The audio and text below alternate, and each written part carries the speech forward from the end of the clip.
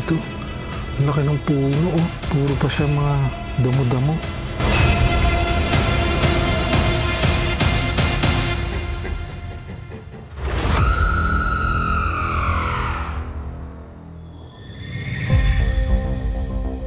Gabi na nang bumiyahe kami papunta sa lokasyon at kailangan namin bumiyahe ng 2 oras para makarating sa lugar na ito. At pagdating dito, ito ang tumambad sa amin. Kakulangan sa pundong isa sa naging dahilan kaya nabando na ang lokasyon na ito. At ayon sa caretaker, marami na raw siyang nararamdaman na hindi ka nais-nais mula nang ito'y naabandona. Sa oras na ito ay mag-isa ko munang pinasok ang loob ng resort at pagpasok mo dito ay makikita mo kaagad ang kanilang cashier counter. Ito yung dating cashier siguro nila dati. Puro gamit pa yung nasa loob nito. May mga damit din dun sa loob. May nakita akong isang lagusan sa ilalim na hagdan kaya chinek ko na rin ito. Parang bodega sa ilalim na hagdan dito guys. Kaso puro siya mga gamit, mga jealousy, mga bote, mga lumang tiles. Paglabas dito ay may nakita akong parte ng resort na tinambakan na rin ng mga gamit. So ito guys, may isang area pa dito, puro mga kahoy. Nasa daming bote dito. Sa tapat naman na ito ay nakita ko ang kanilang abandonadong swimming pool. Tapos dito guys, yung mayroong isang pool dito, ayan, kaso wala na siyang tubig, puro bote na lang tsaka mga plastic containers. Ito na kaya to? Di ko sure kung foil ba to o kung ano man eh. Pero para siyang foil na sinunog. Palibot dito ay makikita nyo naman ang mga cottages nila. So ito siguro dati guys, ito yung mga cottages ng resort. Ayan, kung mapapansin nyo, puro siya simento, pati yung poste niya, simentado siya. Ayan, palibot siya ng gandun sa dulo. Sobrang lawak ng resort na to. Nagpatuloy lang ako sa aking paglalakad para puntahan naman ang dulong parte ng resort. So puntahan natin yung pinaka dulo dito guys. Medyo masukal lang siya kasi puro damo nga siya. At habang naglalakad ako sa madilim na dinadaanan ko, ito naman ang tumambad sa akin. So ito guys, may nakita ako dito na isang parang bahay siya na mansyon eh. Oh. Kinain na to ng kalikasan at hindi ako sigurado kung anong nangyari dito. Halos giba na rin ang ibang parte ng bahay na ito. Silipin natin guys yung loob. Hindi ko na mapasok yung ibang parte nitong bahay. Kasi nga puro damo-damo na siya. Mapapansin nyo yun, puro damo na oh. Pero yun parang kwarto yun oh. Feeling ko may second floor tong bahay na to eh. Pero hindi ko sure kung natapos ba to o giniba. Kasi wala akong nakitang hagdan dito. Nagpatuloy ulit ako sa aking paglilibot. At pinuntahan ko naman ang kabilang dulo ng resort kung saan matatagpuan ang ibang abandonadong bahay pa dito. Dito may isa pang parang bahay nila to dito guys. Kaso nga lang nakalak siya oh. Subukan natin maghanap ng daanan papunta dito sa loob. Dahil wala akong nakitang daan papasok dito, minabuti ko na lang mag-ikot ulit. At nakita ko ang isang bahay na ito. So ito guys, may nakita akong isang pintuan dito. Bukas siya. Napasukin natin. Uy. Nagkalat ang samot-saring mga gamit dito. May nakita din ako na isang higaan sa sahig. At sa pag-aalam ko, dito binawian ng buhay ang isa sa mga nakatira sa bahay na ito. May bintana dito guys. Yung mga sinaunang bintana, tinutulak siya palabas. Tapos lalagyan mo siya ng harang na ganyan. Oh. Katapos ko pumasok dito, ay chinek ko naman ang kabilang pinto nito. Grabe yung creepy dito. Ang laki ng puno. Oh. Puro pa siya mga damo-damo. Isang puno dito.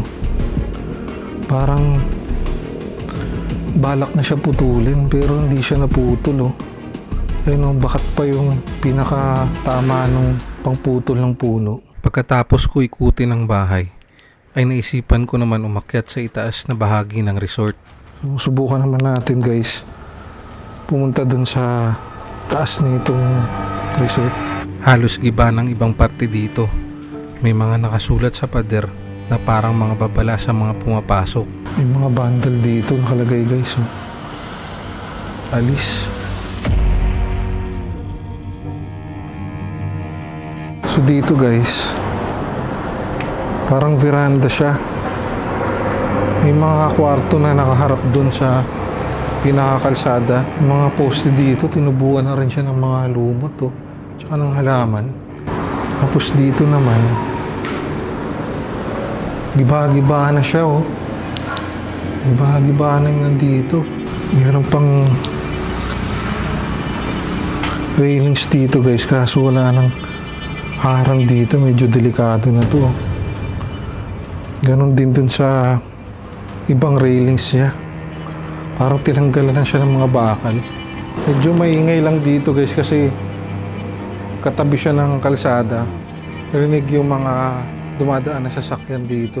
Nagpatuloy lang ako sa aking pag-iikot hanggang sa makita ko ang mga kwarto dito. Ito may isa pang kwarto dito. Ang laki ng kwarto. Wala na rin siyang mga kisame at bintana. Tapos may isa pang kwarto dito. Hindi ko sure kung CR ba to, pero malamang sa malamang CR siya na hindi tapos. Pinasok ko na rin ang iba pang kwarto dito. Isa pang kwarto dito guys, pero hindi naman siya gaano kalakihan. Meron din isang CR dito. CR din nila dito, hindi pa tapos. Dito pa yung mga tubo ng mga faucet nila. Ito para sa toilet bowl to. Chinek ko na rin ang huling kwarto na nakita ko dito sa taas. May isa pa akong nakitang kwarto dito. Ito meron siyang tagusan doon sa kabila. Tapos may mga kulungan din ng mga manok dito. Pagkatapos ko libutin ang taas na bahagi, ay naisipan ko naman bumaba para i-check ang huling abandonadong bahay dito. May nakita akong isang bahay doon, pero hindi ko sigurado kung mapapasok ba natin to. Pero itatry natin pasukin. At habang naglalakad, may nakita na naman ako mga sinunog na bagay dito. Meron ditong mga foil guys na sinunog na naman. Pero hindi ko sure bakit ganito karami yung foil dito. Pero kitang-kita na sinunog talaga siya. So dito meron ding hindi tapos dito na parang bahay siya. At habang papasok, medyo kinabahan na ako dahil baka hindi lang elemento o espiritu ang makita ko dito. So delikado, baka may ahas dito. May parang mga sink din siya dito. Tapos merong maliit na CR. Lumabas na ulit ako para i-check ang kabilang bahay dito. Pero pagpasok ko, ito ay sarado. Pintuan dito guys, kaso nakasarado siya. Di ko alam kung ano meron dito sa loob nito, pero masarado siya. May nakaharang na plywood. Pagkatapos ko libutin ang buong resort, ay sinimulan na kagad namin imbestigahan ang isa sa mga bahay dito. At nag-set up na rin kami ng aming mga kamera at kagamitan sa pag-iimbestiga sa bahay na ito. Sa oras na ito ay sinimulan na nga namin magtanong gamit ang aming spirit box. Kung nandito po kayo ngayon, pwede ba kayong magparamdam sa amin? Pwede kayong makipag-usap dito sa mga aparato na hawak ko?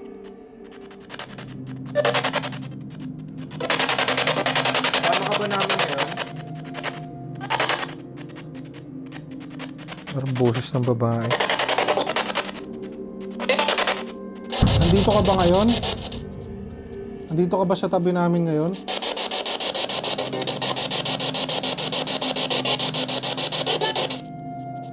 Pwede mo bang lapitan yung mga nilapag namin dito? Pwede mong patunugin?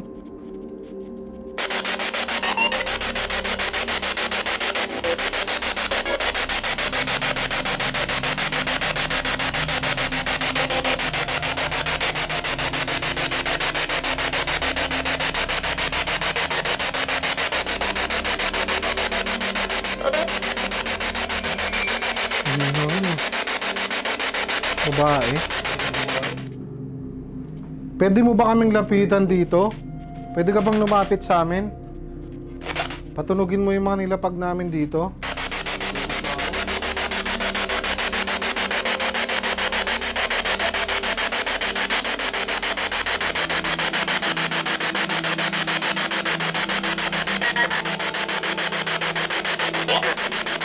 Ikaw ba iligaw na kaluluwa dito?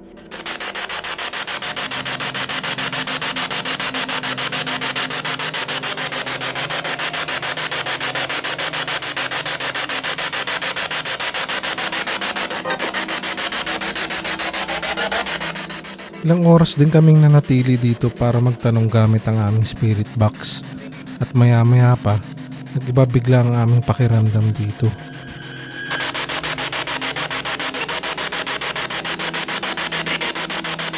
Tigil? Bakit po kami pinapatigil? Isa ka bang elemento dito?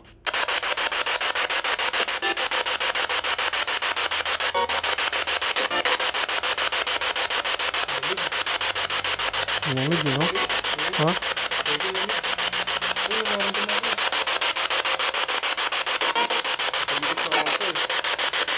Ha?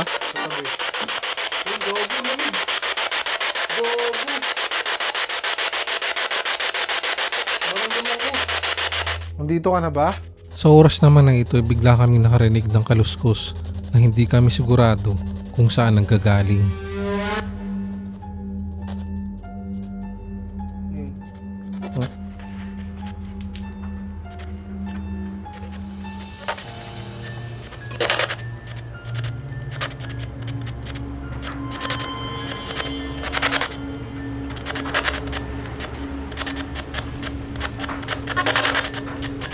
Ulan? Ha?